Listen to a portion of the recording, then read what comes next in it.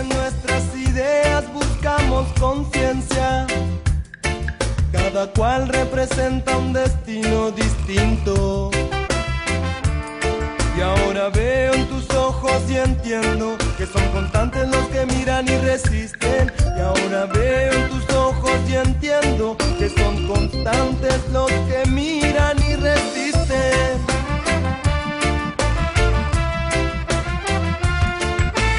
Vuelve a nuestro sentir y con fuerza se marca un deseo de ser fiel y deja verse.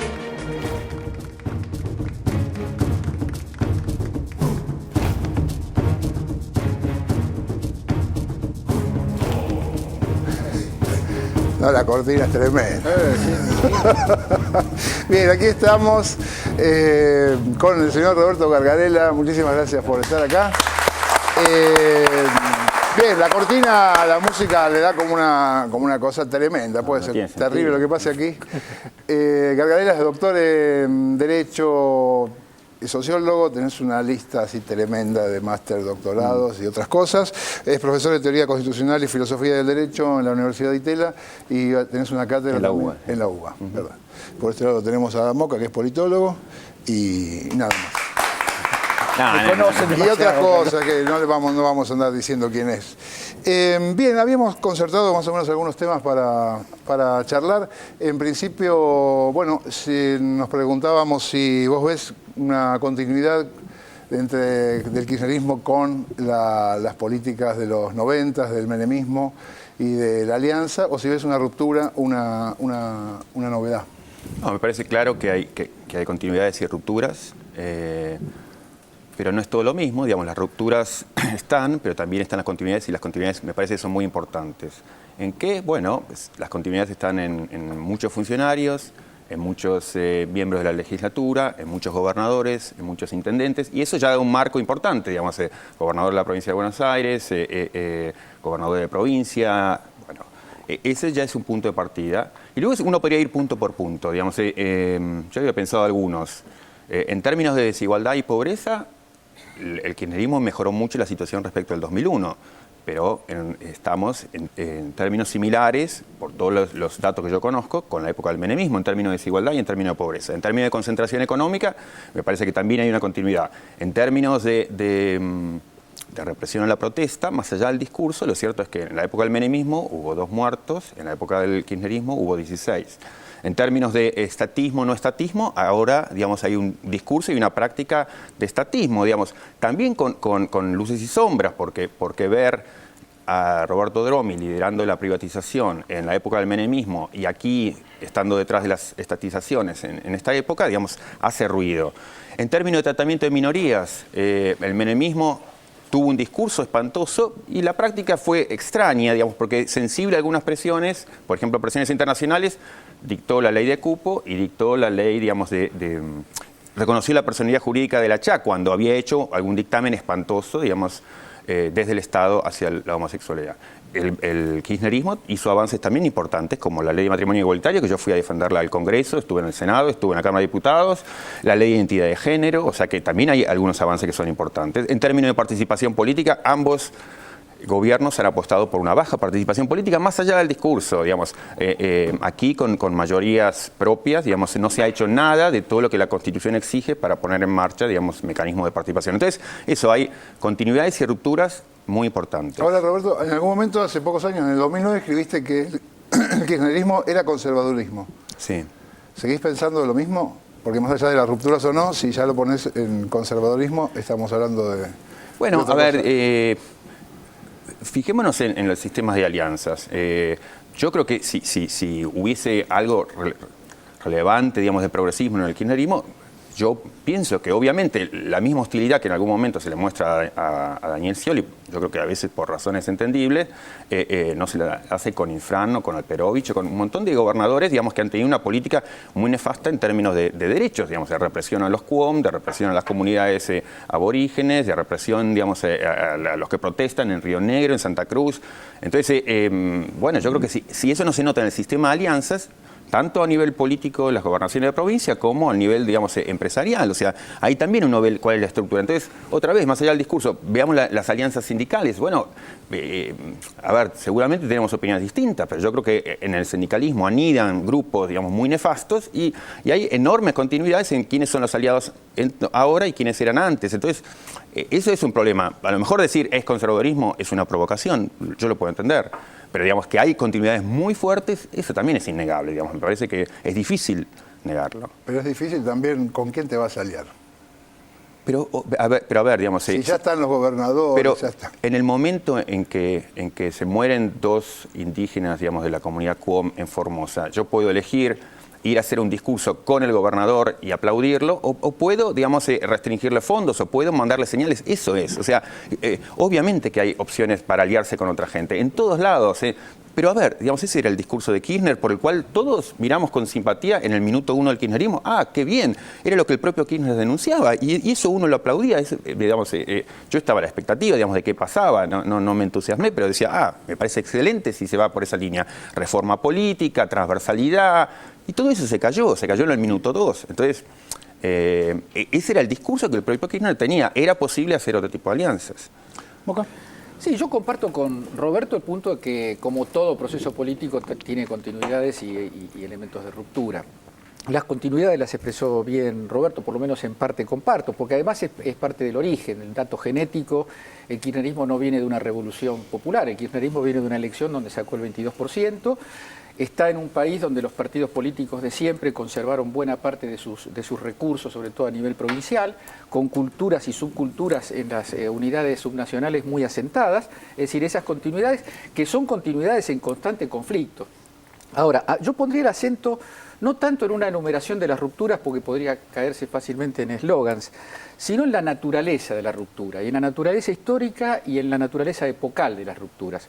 Yo creo que hay una ruptura central, que hoy la estamos viendo muy graficada por la crisis que vive el mundo, por la situación que vive Europa, que es la ruptura entre un modelo que no es solamente un modelo económico, que tiene un fuerte esqueleto económico, que son las políticas del consenso de Washington, y que más allá de las políticas del consenso de Washington, vienen de la década del 70 y del 80 con la revolución neoconservadora de Thatcher y Reagan. Esto que está haciendo agua en el mundo, especialmente en Europa, es parte de la ruptura del kirchnerismo. El kirchnerismo cambió el concepto de crecimiento sobre la base de la concentración de la riqueza en pocas manos para que derrame, por un concepto desde abajo, desde el consumo, desde la demanda agregada, aumentos de salarios, incorporación de millones de personas que estaban fuera del sistema jubilatorio por la perversidad de la desocupación del modelo neoliberal, asignación universal por hijo, empoderamiento al movimiento obrero. Si se habla del movimiento obrero hay que decir que el kirchnerismo tiene ahí un sello de origen indiscutible, más allá de las querellas y de las polémicas completamente legítimas que hoy tiene en su interior el movimiento sindical.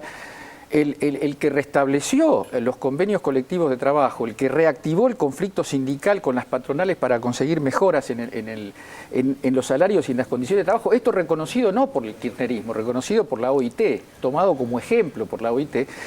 Entonces a mí me parece que hay un cambio de época muy fuerte, que además no es un fenómeno argentino, no es una isla, no estamos hablando de que el kirchnerismo inventó algo que estaba fuera de la agenda. Hay un hilo de continuidad y de comunidad con los procesos que se dieron en Bolivia, en Brasil, en Ecuador, en Venezuela, cada uno con naturaleza y con formas distintas porque hacen a la idiosincrasia y al régimen y al sistema político.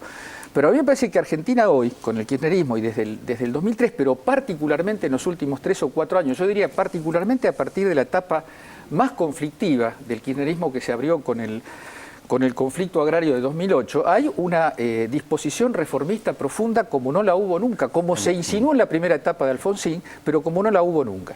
No, pero, a ver, vos tenés datos que esto es un proceso que va en contra de la concentración económica. Yo no los tengo. Sí. Digamos, si vos mirás... La igualdad. El país... No. La igualdad creció. Bueno, diferimos en los datos. Si vos mirás 375 en términos, digamos, de la concentración económica, yo entiendo que las empresas siguen siendo muy pocas, extranjerizadas, más que en la época del menemismo. Si vos mirás, digamos, el país se ha convertido en un país de monocultivo, digamos, los grandes productores de soja son los que concentran la riqueza agraria. Luego, digamos, fíjate las apuestas que ha hecho el kirchnerismo en términos económicos. Uno, en relación con la soja. Esto es algo que nos debería preocupar a todos. Dos, en relación con la megaminería, digamos, que no implica estar en contra, digamos, de que la explotación de la cal o de... No, es explotación, digamos, de minas a cielo abierto con todo lo que eso implica en términos de agua, en términos de contaminación, en términos de avasallar a poblaciones indígenas. Y tres, digamos, fíjate los modos en que se ha alineado el gobierno, las cabezas del sindicalismo y ciertos grandes grupos empresarios como en ejemplo extraordinario y trágico de la UOFE y digamos que termina con la muerte de Mariano Ferreira, en donde el gobierno con cúpulas empresarias y cúpulas sindicales empresarias estaban explotando terciarizados. Lo quieran admitir o no, eso es así, es una tristeza, digamos, pero ese es un modo de desarrollo económico que se ha escogido. Obvio que eso es complejo y hay más cosas y la asignación universal la aplaudimos, eso es así, pero el otro está y tiene que ver con un modelo muy básico en el campo, digamos, en la minería y en la relación de gobierno-empresas. Vamos por parte. La extranjerización tiene un símbolo claro. La principal empresa del país acaba de ser nacionalizada en un 51%, YPF. Los capitales españoles han sido limitados y se ha conseguido la mayoría accionaria de YPF, que es una recuperación de soberanía energética, que es uno de los puntos de ruptura centrales. Es otra discusión por qué no se hizo antes, por qué no se hace después. Eso está siempre muy en el recurso y en la estrategia discursiva de las oposiciones con toda legitimidad, pero los hechos concretos dicen que YPF hoy es mayoritariamente argentina. La soja es una pelea muy compleja y la megaminería, la soja quiero decir, la soja quiero decir compleja. Yo no veo ninguna la pelea soja compleja. Quiero decir que el principal adversario del kirchnerismo, yo no sé si vos recordás una editorial de Huergo, el especialista agrario de Clarín, donde después de la elección del 2009 habla de que triunfó la República Verde de la soja contra la línea Matanza-Riachuelo. Es una vieja querella política y las retenciones, y particularmente las retenciones móviles, iban al corazón de la acumulación sojera, después Roberto. de 10 años con mayorías propias, iban pasamos al del 50% corazón de las tierras cultivadas con soja al 80%. Pero, eso es ¿a vos no te llama la extraordinario. atención de que en el Congreso, incluidas sectores de la centroizquierda, votaran a favor en contra de la resolución 125, que era justamente recuperación de renta del núcleo más monopólico de la soja? ¿No te parece que eso pinta algo de la realidad política? Me parece que la realidad política está pintada por el hecho de que hay mayorías propias desde hace años y lo primero que hace el gobierno nuevo de la presidenta es dictar una ley antiterrorista en lugar de dictar una ley de reforma impositiva. O sea, ¿por qué no lo dictan? Lo pueden dictar hoy a la tarde. ¿Por qué en vez de expropiar una empresa fantasma, cosa que también, digamos, para cualquier aliado del kirchnerismo debería, es una cuestión que las mayorías propias las dejó de tener durante 2 años. Correcto. Y fue para mal del sistema político y para mal de la democracia No estuvo bien argentina. el sistema político en esa época por todas partes, pero hace años que tiene mayorías propias, o ha tenido mayorías propias y durante el tema años. de la reforma impositiva, yo quiero decirte, Roberto, que durante 2 meses las clases dominantes del país tuvieron en vilo la estabilidad democrática por una cosa que es mucho menor de la reforma impositiva que supongo que vos querés que es la mía, digamos, una reforma impositiva progresiva, Pero una reforma en Argentina, impositiva así fuerte. como hubo apoyo mayoritario para el matrimonio igualitario, lo hay por las leyes, digamos, no por la ley, por el decreto, digamos, de asignación universal, porque la gente no... ¿Y por la ley de medios también? ¿Y por la ley de medios también? Pero por la en el pueblo sí, yo estoy de acuerdo, pero no en los sectores más Pero influyentes la ley de medios sociedad. también lo sabemos, digamos, o sea, también es complicado y merecemos ver esa complejidad.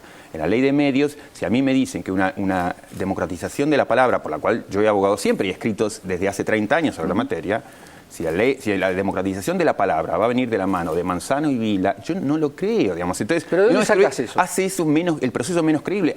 Es que son los grandes grupos con los cuales el gobierno pacta, digamos, en compra, digamos, de eso activos. no es así, Roberto, bueno, porque además... Si no hay un vínculo entre Manzano, Vila, Spolsky y el gobierno, yo no entiendo nada. El vínculo lo construye discursivamente Clarín. Vila y Manzano es un ejemplo, así como lo fueron Julio Ramos y como lo fue el diario Crónica, Héctor Ricardo García, de sectores de la burguesía vinculados con capitales en los medios de comunicación, perjudicados por un monopolio. Vos no podés decir que Vila Manzano protesta para ayudar al gobierno. Eso que lo diga, dejá que lo diga Van der Kolk. Pero a ver, digamos, la democratización de la palabra obviamente que tiene que alcanzar a Clarín y a todos los grandes grupos. O sea, eso porque peleamos por la democratización de la palabra. Ahora, lo dice cualquier analista de la ley de prensa, digamos, de la ley de medios, lo que ocurrió, lo dice Martín Becerra, lo dicen cantidad de gente inteligente que ha opinado de la materia, digamos, lo que ha ocurrido es más concentración, menos controles, formación de otros grupos dominantes. Entonces, no es una situación interesante, no escuchamos más wichis hablando, más comunidades tobas, digamos, con palabras. ¿Sabés que está bloqueada la ley de medios? ¿Sabés que está bloqueada por un operativo pero obviamente político que está judicial? hackeada de todos lados. Obviamente que va a estar hackeada por las malas razones y por las buenas razones. Por ejemplo, los matacos, los mapuches tienen una radio gracias a la ley de medios en la localidad de Los Toldos. Los wichis y todas las comunidades indígenas de las cuales estamos hablando hoy, no solamente por el kirchnerismo, sino por el proceso de América Latina, la ley de medios no es una cuestión para mirarla en 3 años, Roberto, y eso vamos a coincidir. Yo trabajé siempre, digamos, o escribí siempre a favor de la protesta, porque entiendo que el sistema institucional ha cerrado las puertas a cantidad de gente que no se pueden expresar de ninguna manera. Y eso no ha cambiado. Sigue habiendo cantidad de gente, digamos, y un ejemplo extraordinario ha sido, y trágico nuevamente, ha sido todo lo que ha pasado con el tema del transporte público. O sea, 1 millón de personas afectadas todos los días. Hoy ha habido un gran cambio después de la tremenda tragedia del 11. Las cosas están mucho peor. Ha habido encubrimiento. La presidenta dijo, vamos a esperar las pericias para actuar con toda la fuerza. Han esperado las pericias para dilatar el proceso, no se ha investigado nada. Entonces, es esta idea de... Investiga la justicia. ¿Cómo vamos a confiar? ¿Cómo uno va a confiar? Si no le dan señales. Si a uno le dan señales interesantes, la gente, digamos, del común, todo el mundo Ahora te pregunto, aprueba. Roberto, aprovechando lo que decís Sí. y de buena leche, Sí, digamos, sí, porque te sí. conozco. Digo, ¿no te parece que la recuperación de YPF, la reforma de la Carta Orgánica del Banco Central, la política de desendeudamiento, no tener al Fondo Monetario Internacional metido como actor político central, la reestructuración de las relaciones entre mercado y Estado, no son señales? Yo digo, no te estoy diciendo que eso te convierta en lo que obviamente no sos, pero no son señales. No, pero a ver, el proceso es complejo y tiene luces y sombras, y yo también hago autocrítica en el sentido de que uno tiene que reconocer más luces y no solamente ver lo negativo. Yo eso lo entiendo, pero me parece que un intelectual, yo digamos no me quiero calificar de intelectual, pero digamos quienes escribimos, pensamos, tenemos voz pública en algún modo, bueno, es muy importante que insistamos en los aspectos críticos. Yo trabajé durante muchos años con una persona que era asesor de Alfonsín en materia de derechos humanos, que era Carlos Nino. Así es. Bueno, digamos, había un relativo entusiasmo por lo que se hizo en materia de juicios a la Junta, pero eso nadie tuvo empacho, al menos de la gente con la que yo trabajaba, al menos hablo por mí, digamos, de criticar absoluta y radicalmente todo cuando viene el pacto, digamos, con los sindicatos que antes se habían denunciado, cuando viene el plan austral, cuando viene, obviamente, digamos, el punto final. O sea, y algunos logros importantes que cualquier gobierno tiene, y aplauso para todos los gobiernos que tienen logros, pero no nos tiene que llevar a que eso nos impida criticar. Si uno ayuda al gobierno de turno cuando le dice, mire, está esto mal, cuando vemos, completamente de acuerdo. Bueno, pero es eso, digamos, cuando vemos el INDEC, hay que hablar a los gritos. Mire, es una ridiculez, es decir, es una falta de respeto a todo, decir, se puede comer con 6 pesos diarios. Es una falta de respeto. ¿Qué pasa, Roberto? Yo compré un agua hoy, 7 pesos. Digamos, Estoy pensando, Roberto, la sutil diferencia entre lo que decís vos y lo que yo pienso, porque en el derecho a criticar y la independencia intelectual creo que vamos a reconocernos mutuamente que no tenemos por qué rendir examen ninguno de los dos. Me parece que la diferencia está en el lugar político que cada uno ocupa, y el intelectual ocupa o no ocupa el lugar político como el almacenero, el trabajador gráfico o cualquier ser que camina. Entonces me parece, mi lectura es esencialmente política en el siguiente sentido. Yo no construyo un decálogo de lo que anda bien y un decálogo de lo que anda mal, no construyo una lista de lavandería. Estoy viendo una tendencia que yo tengo 60 años y tengo actividad política de hace 45, nunca vi en la Argentina un proceso político que desafiara al establishment en la raigalidad que propuso el kirchnerismo. Entonces, espera, eso no quiere decir que yo compre todo lo que ocurre, y yo regularmente hago observaciones críticas. Ahora, eso no lo estoy diciendo para trasplantar lo que yo siento a lo tuyo, porque vos te podés podés ubicar en un lugar legítimamente distante, intelectual, pero quiero decir que políticamente hay razones para pensar que estamos en un proceso, que se hacen las cosas que la relación de fuerzas habilitan a hacer. No acepto la descripción, no es un lugar distante. Uno está atravesado por las tragedias de todos los días, que las ve en el transporte que utiliza, en el transporte público, en la desgracia que es usar el transporte público en Argentina, que el tren que yo uso se descarrila cada 2 días, pero además porque nuestros silencios van de la mano de gente que muere y gente a la cual se tortura, digamos, todos los días. No digo que este es el régimen represivo, no es el estalinismo, pero hay que hacerse cargo. La Comisión Nacional por la Memoria, digamos, de la provincia presentó el martes un informe. Creció el 30% de la tortura en las cárceles, creció el 30% de la represión armada en las cárceles, creció el 31% de las muertes. Digamos, eso es una manifestación interesante, mirar esos lugares oscuros, porque son los lugares donde no aparecen los controles. ¿Qué hace el Estado cuando no lo miran? Hace eso, esa es la realidad cotidiana. Otra realidad la vimos con otra ventanita en Salta, digamos, es la tortura cotidiana. Entonces, no quiero ser catastrofista, pero digamos, no puede negarse que convivimos con violaciones de derechos muy graves. Ahora, ese catastrofismo, te diría, Roberto, más que catastrofismo, que en eso no, digamos, la muerte es una catástrofe. Me parece que el esfuerzo que tenemos que hacer juntos, desde distintas perspectivas, es historizar lo que estamos viendo, ponerlo en la historia. Porque vos decís, la provincia de Buenos Aires está peor. En la década del 70 estaba Camps en la provincia de Buenos Aires. Esa es la herencia. Y la policía de Duhalde, y la maldita policía de Duhalde, y el caso Cabezas, Roberto, ¿por qué no historizamos un poco? Historicemos. El kirchnerismo convirtió el blumberismo en ley. Ese fue un error. El Código Penal en un Frankenstein. Ese fue un error que se va a cambiar, y se está cambiando con toda la ley. Yo no lo veo cambiado. La reforma del Código Civil. Hace 10 años que está. No, una cosa es el Código Penal, otra cosa No, es el Código sí, Civil. pero el Código Penal también se marcha a reformas. Cuando me preguntaba esto, cuando Moca te habla de relación de fuerzas, ¿qué pensás? Me parece que hay igual mucho margen para ver con quién uno se elige aliar. Y me parece que uno no puede aliarse con gobernadores que reprimen a la ciudadanía. No puede aliarse con intendentes que el propio Kirchner denunciaba en su minuto 1 como abominables, digamos. No puede hacer ese tipo de alianza. No debe hacerla. Hay margen para no hacerlo. Pero vos ves que el gobierno toma medidas y las toma y no pasa nada, que no hay fuerzas que se le oponen y le hacen realmente zancadillas permanentemente muy fuertes. Pero obvio que de eso se llama democracia, digamos, es así. Va a haber, digamos, oposición y va a haber crítica y es muy importante que la haya en todos los países. No crítica, ¿eh? Pero a ver, digamos, está bien, va a haber buena y mala fe, pero no nos olvidemos que el gobierno tiene mayoría. ¿Qué ha hecho con la mayoría? ¿Por qué ha dictado la ley antiterrorista? Le pregunto a ustedes, ¿por qué se dictó la ley antiterrorista? Yo quiero decir algo antes de la ley antiterrorista. Quiero decir algo antes de la ley antiterrorista, porque para mí es esencial este tema de las alianzas. Yo, para ser un comentarista político, no necesito hacer alianzas con nadie. Para escribir artículos, para escribir ensayos, las alianzas me resultan absolutamente indiferentes. Para obtener el poder hay que tener alianzas. Alianzas tiene Evo Morales con sectores que están a su derecha y a su izquierda. Alianzas tiene Dilma Rousseff y el PT tiene alianzas con sectores liberales. Lo mismo Correa. Es decir, no hay en la historia ningún gobierno que haya tenido alianzas con sectores, porque para hablar de alianzas hay que hablar de sectores distintos. Si son sectores que piensan y hacen lo mismo, no son alianzas. Entonces yo lo que creo es que el problema principal en la política es el poder.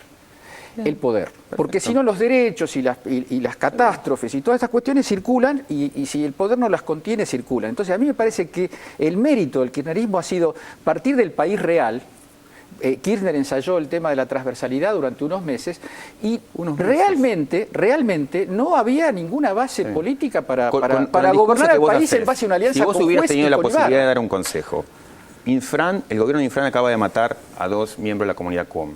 ¿Vos vas y le haces un aplauso o vos vas y lo retás o dejás de hablarle o le dejás de mandar fondos? Esa es una señal clarísima. Eso es las alianzas. Eso es lo que uno elige hacer o deja de hacer. Sí, ahora, Formosa, Roberto, o Salta, o Jujuy, no son lo que son ahora desde que asumió Néstor Kirchner. Lo que yo te puedo decir es que los Blaquier, los Fortabat, andan sueltos, vivos y coleando. Y la novedad con los grandes grupos oligárquicos y sus fuerzas policiales, la novedad es que hoy se investigan, es que hoy los grupos de derechos humanos empoderados por este gobierno van a Jujuy, bloquean a Blaquier, lo escrachan y logran lo que no se había logrado en ningún año de la democracia, que es en las provincias condenar la rama civil de la dictadura militar. Y Blaquier y los asesinos de Formosa también, la policía de Formosa también tiene elementos que vienen de esa historia.